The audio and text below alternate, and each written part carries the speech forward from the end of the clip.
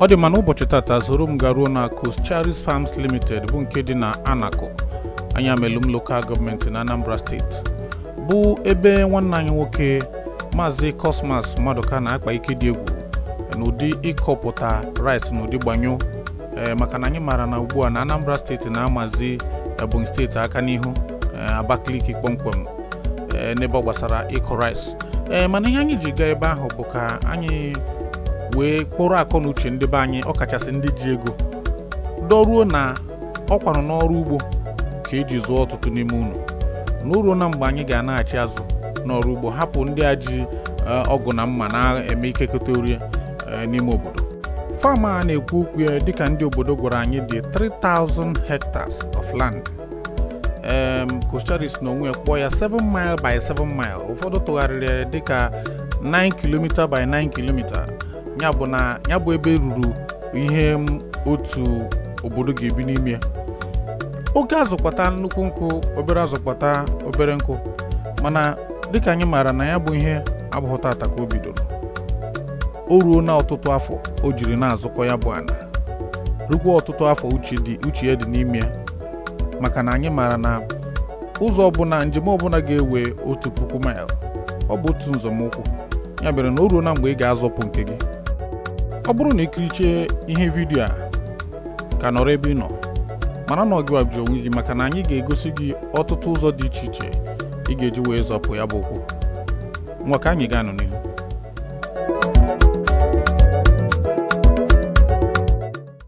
Oge elugo nwa afọ Igbo ọbụla ya eji n'elu anya n'ụlọ. Ịbịa na Anambra State ebe m si kịta, ịbịafụ 7 mile square ebe m na-akọ rice, maka na mgbe ekwuchalụ, mgbe agbalụ anyị akụ ọnụ echigakwa bak ebe esi jelu.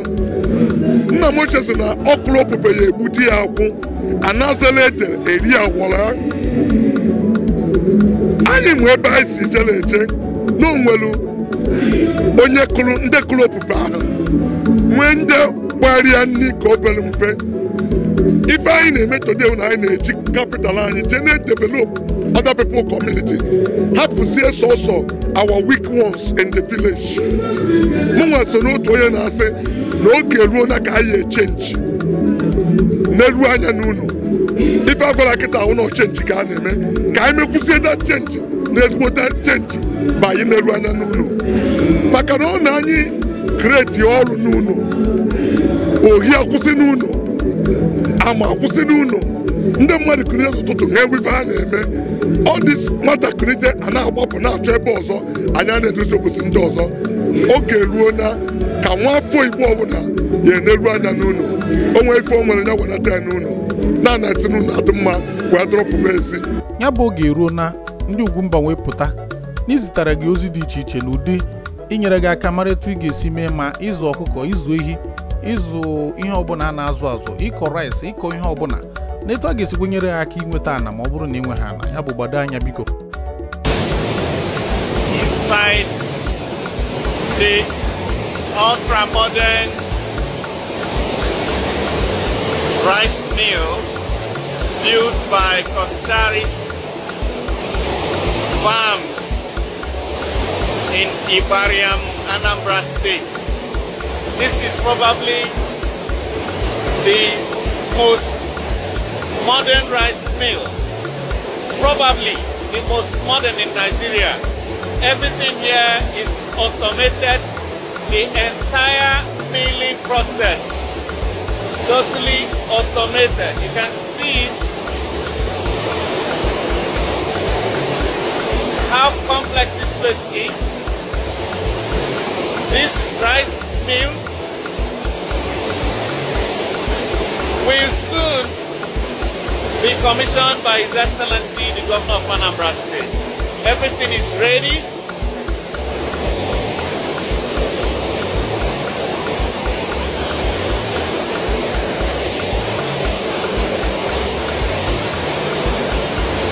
Right within the range of my camera is the general manager of the mill.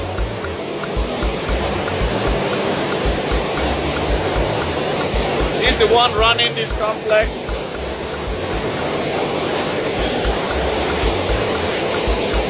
And his name is Bharat Bhushan. He's an Indian. You understand what he's doing? Look at the bagging section. The bagging is also done. Every process, bagging is automated.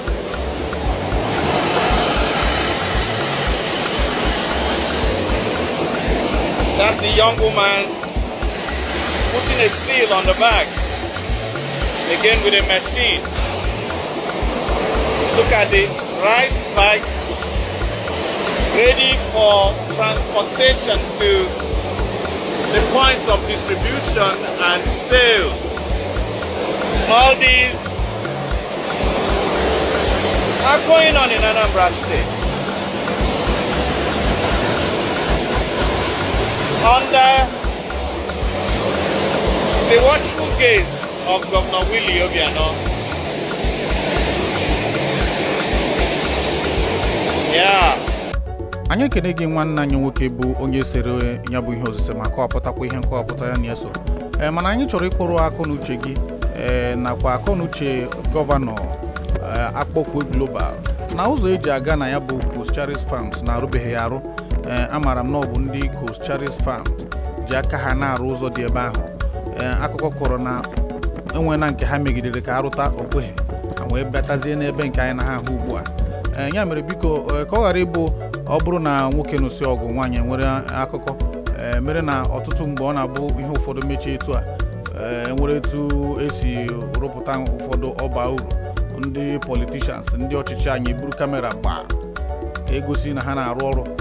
Ya mere biko ka akwara dị ka nke ahụ akpọkwa biko rụta n'ụzọ gawara na Coscharis Farms na-arụbeghị arụ. Ọ eziokwu na nke gara na ebe a na-aga commission bụ factory ma ọ bụ rice mill na ọ dị mma amaghị m gọvanọ nke rụrụ ya mana biko uche gị dị ka anyị gakwanụ n'ihu. And you said you produce this mill has a capacity to produce how many trailers of rice a day? It is between 2 to 3 trailers per day. Okay. Between 2 to 3 trailers per day. Okay. It's all right. Thank you very much.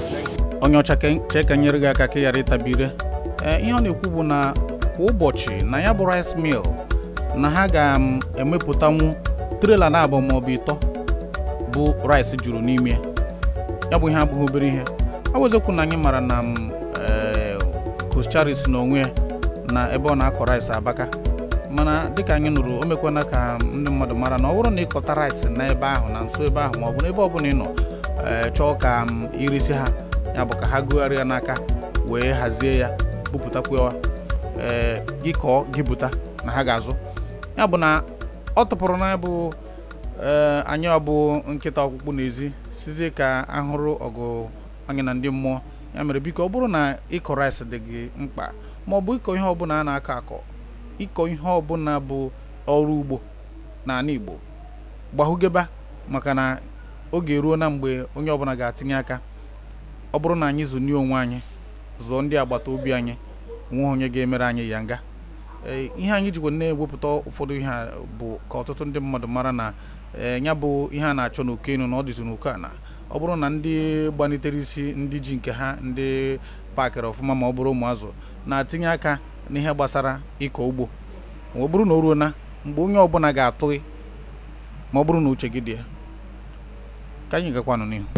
Kedu ndụmọdụ ị nwere inye nwa afọ Igbo ndị ọzọ maka na enweghị otu Naijiria dị ugbu a ụdị ihe ha na-ekwu akụrụ ụlọ onwekwara otu ọzọ anyị esikwe anyị niile ndị be anyị si na nna m ochie na-ekwu okwu si na nwa mpi jere ipu mpi si nne mpi nna ya mpi ọnwụ na-ebunupuo ịma na okpuru na-amaghị ụma.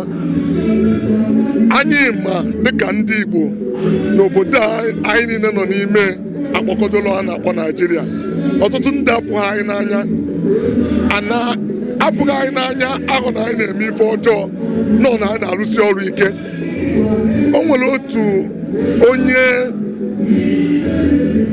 onye welitere isi a na-akpọ Satana at a time si na ọnwụ na-ekpọkọta ndị mmadụ ka ha rụọ ọrụ gị ọrụ wee kpọta ndị Igbo mmadụ na-abụ wee na ha dị mmadụ 5 mmadụ 10 n'oge anyị ewe aka onye ruo afọ na abụmọịtọ na onye Igbo ya ekulite bụrụ onye isi ndị lebọl ahụ nọ na kampụ nwee sị idifedo otu ọife iji nye mmadụ otuto ọife ijigwu mmadụ anya ọkụ ya bụ akụrụ ụlọ ibirikwa n'ọkụ ndị anyị na-enu ugbu a bụ rice ka ha na-akọ ana ebe nyere ha karịrị 1000 hectares ka m kwuru 1000 ya bụ ọ bụrụ na uche gị dị na ị chọrọ ịkọ ihe ọbụla ịkpa ego ịkpa atụrụ ime ihe ọbụla ọ bụrụ ana bụ nsogbu bụ anyị n'ekwentị ihe a chọrọ bụ ka onye ọbụla tinye aka maka na ihe agha na-ada ugbu a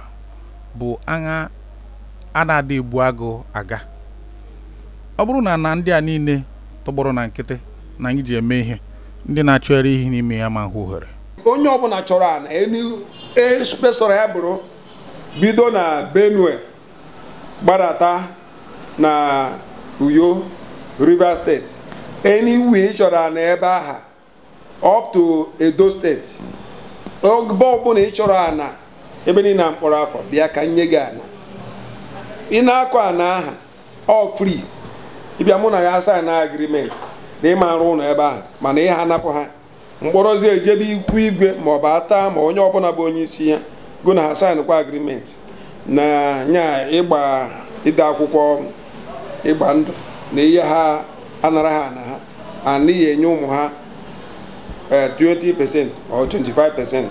A ga-enye gị ana bido ahọ 25 ruo 23 ịha akwụ ụgwọ a na-egbopụta nri. So agwa bụ prof sị na ọrụ anyị na-arụ bụ ọrụ ugbo ma ọ gịnị enwere onye anyị na-elebe anyị forever nọ ịbịa were anyị ikwu efe ịchọ ka ị lụọ ị na-alụ anyị na gị na-eke obodo anyị na-eme enjoy gị nwere na-eme enjoy o gosi n'obodo ka anyị bụ anyị mụta from you mụta from us anyị rie irie ọ bụ na ọ gaa n'iru na ọdịmma ịrụ na-aga ị na-alụ anyị na gị na-eke anyị adịrị akpịrị ego so ka ha hope na ma zatara ajụ gbasatara so onye chọrọ ana ya biko bịa were ana na ana dị free maka abịa n'anya fụ na nsogbu anyị nwere gbasatara ịrụ ọrụ ebe a bụ inweta ana so n'ọnya ka m bịara rụọ ọrụ dị n'efe ahụ 10 nweta hazie na ana nwetazie ana a na-ayọzi m bịa were kịta o nwere ndị a na-akpọ ndị atụmatụ nri ana Igbo nke anyị jere na anakụjefu enyere ha ka nsụe n'ọnụ oyibo maka mma ha akụta n'Igbo ọ dị ka 1856 hectares of land ha ya kọ rice atụmatụ nri na Igbo ekenekwa m ọ bụ na anyị na-anya taa nọ transplant ka a na-eme tata na fụnụ na ha bidogwo ọrụ na ya a na transplant nke tata na anyị dochisi gap niile adịgasị na rice anya n'anya ka a na-eme kịta ekerekwa m akwa na ihe kwuru ka a na-eme na maazị Ikechukwu nyere na-ekwu daalụkwanụ. Kama anyị gbanitere igosipụta ihe mmemme anyị a bụ akụruo ụlọ n'ụdị ịkpọ ndị mmadụ oku ka ha na-achịta tinye aka n'ọrụ ugbo n'ala Igbo ọtụtụ ndị mmadụ ndị uche ha dị abịakwana ụfọdụ akpọna n'ekwentị ya mere ọ bụrụ na uche gị dị biko kpọọ anyị n'ekwentị dịka ị na-ahụ ugbu a ọtụtụ n'ime ha chọrọ ịzụ ehi ọkwa ehi Igbo bụkwa ehi Hausa ụfọdụ chọrọ ịkọ rice ụfọdụ chọrọ ịdụ nkwụ dịka anyị gosipụtara unu ụfọdụ chọrọ ikpe egwu ụfọdụ chọrọ itinye aka n'ọtụtụ ihe ịkọ ugbo dị iche iche ọtụtụ n'ime ha bụ ana bụ nsogbu ha na mbụ ugbu a anyị atinye n'ụkwụ na-aga ije na vidiyo ọzọ m ga-ewepụtara unu anyị ga-egosi unu ụfọdụ n'ime nke emenara eme ka unu mara ebe asụrụ asụ debere ọdụ ọ bụrụ na uche gị dị ọ bụrụ na nsogbu gị bụ ana kpọtụrụ anyị n'akara ekwentị anyị na-ahụ ugbu a ka anyị nyere gị aka ka nni dị n'anụ Igbo ka nni bụ ụba n'anụ Igbo ya bụ ego ị dewere n'ụlọ akụ ikekwe ịnọ mba ofesi ị na-afụnụ na ndị ezenu na ego ụmụaka anyị dewere na South Africa wee na ọtụtụ ihe ha na-eme n'iyi ma ndị n'obodo oyibo ị na-achọ ebe ị ga-etinye chọọ ofu onye ụmụnna gị ma ọ bụ onye oyi gị kpọọ ya ka ọ kpọtụrụ anyị ka anyị gaa ije ana nwetezi ya bụ ana amara na ya azụtara ana anyị azọwazi ute ka Chineke mezie okwu ma ọ bụ ndị Igbo si eme omenala Igbo bụ nye ya ego kịta ọmụọ ofu ka onye ya enwe ọkụ ya ejidekwa nne ewu ahụ o mechakwazie mmụọ ọzọ onye ya enwe ọ bụ na ọ mụrụ ịbụọ ọka esi eme iwere otu ewere m otu ọ ka ndị Igbo si eme ndị Igbo adịghị ere anyị adịghị erekọta ha na-ere ọfụ ọgbụrụ ọfụ ebere ka anyị si eme ihe nna ana abụ obodo ụfọdụ anyị na-ahapụrụ youth n'obodo a 25% of ihe a rụpụtara na hectares of land millions of dollars ọgbọkwa obere ego nwere ike sị egodi 1% o zuru ụfọdụ obodo ụfọdụ na-anara 20%.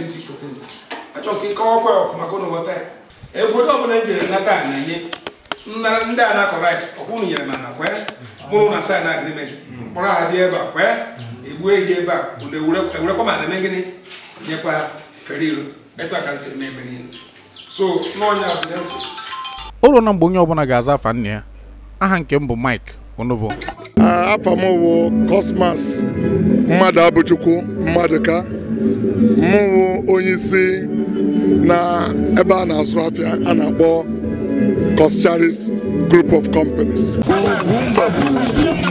tupu anyị apịachie mmemme anyị chọrọ iwekpọrute akọnuche unu nke a bụ Austin Farms bụ nke Ekene dịrị Chukwu nwee mgbe ọ dị ndụ onye maara etu a ga-esi toto ya bụ Austin Farms kwesịrị itinye ọnụ tinye aka maka na osu imi osu anya anyị niile bụ Igbo ọ bara isi ọ bara agụba ka emesịa nụ